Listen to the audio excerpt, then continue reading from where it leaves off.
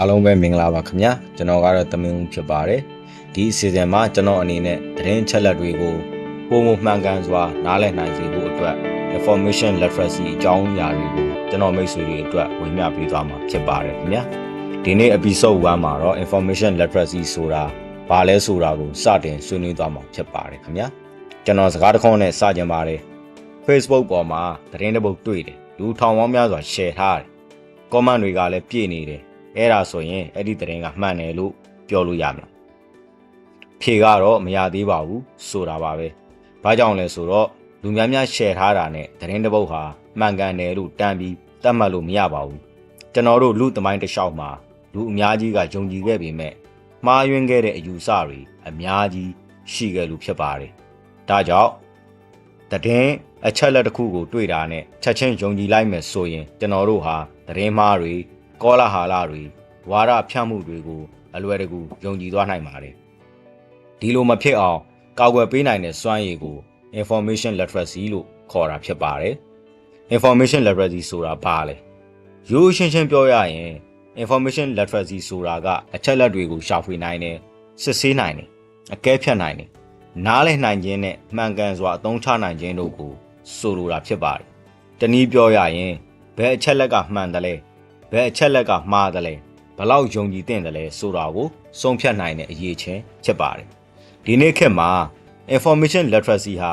စာဖတ်တတ်ခြင်းတတ်တော့အရေးကြီးတယ်လို့ပြောရမှာဖြစ်ပါတယ်ဘာလို့လဲဆိုတော့လွန်ခဲ့တဲ့နှစ်ပေါင်း100လောက်ကလူတွေမှာအချက်လက်တွေအလွန်ရှားပါပါတယ်အခုခေတ်မှာတော့အချက်လက်တွေမရှားတော့ပါဘူးအချက်လက်တွေများနေတော့ပြဿနာက information scarcity မဟုတ်တော့ပါဘူး information overload ဖြစ်နေပါပြီ Facebook ဖွင့်လိုက်တာနဲ့သတင်းတွေ YouTube ဖွင့်လိုက်တာနဲ့သုံးသက်ချက်တွေ TikTok ဖွင့်လိုက်တာနဲ့အမြင်တွေ Telegram တွေကထုတ်ပြန်ချက်တွေဒီလိုအချက်လက်ပေါင်းတန်းနဲ့ချီပြီးနေ့စဉ်နဲ့မျှဝင်လာနေတဲ့ခေတ်မှာအရေးကြီးတာကအချက်လက်ပို့ရဖို့မဟုတ်တော့ပါဘူးမှန်တဲ့အချက်လက်ကိုရွေးချယ်နိုင်ဖို့ဖြစ်ပါတယ်ဒါဆို information literacy ရှိတဲ့လူတစ်ယောက်ကဘာတွေလုပ်နိုင်မလဲအဓိကအဆင့်5ဆင့်ရှိပါတယ်ပထမအဆင့်မေးခွန်းထုတ်နိုင်ရပါမယ်ဥပမာဒီသတင်းကိုဘယ်သူရေးတာလဲဒီကိန်းကနန်းကိုဘယ်ကရတာလဲဒီဓာတ်ပုံကဘယ်တုန်းကရိုက်လိုက်တာလဲဆိုတဲ့မေးခွန်းတွေမေးနိုင်ရမှာဖြစ်ပါတယ်ဒုတိယအဆင့်အရင်းအမြစ်ကိုစစ်ဆေးနိုင်ရပါမယ်တယောက်ယောက်ပြောတာနဲ့မယုံပဲသူဟာကျွမ်းကျင်သူလားသူ့ဒေသနာအထောက်အထားတွေရှိလားအခြားယုံကြည်စိတ်ချရတဲ့အရင်းမြစ်တွေကဘာပြောလဲသက်ဆိုင်ရာအဖွဲ့အစည်းတွေကတရားဝင်ထုတ်ပြန်ချက်တွေရှိလားဆိုတာကိုကြည့်နိုင်ရပါမယ်တတိယအဆင့်အချက်လက်တွေကိုနှိုင်းယှဉ်နိုင်ရပါမယ်အရင်းမြစ်တစ်ခုတည်းမဟုတ်ပဲအရင်းမြစ်3 4 5ခုလောက်နဲ့တိုက်ဆိုင်စစ်ဆေးနိုင်ဖို့လိုပါတယ်စရုပ်ရအဆင့်ဗတ်လိုက်မှုကိုမြင်နိုင်ရပါမယ်လူတိုင်းမှာအမြင်တွေရှိတယ်မီဒီယာတိုင်းမှာလည်းအမြင်တွေရှိတယ်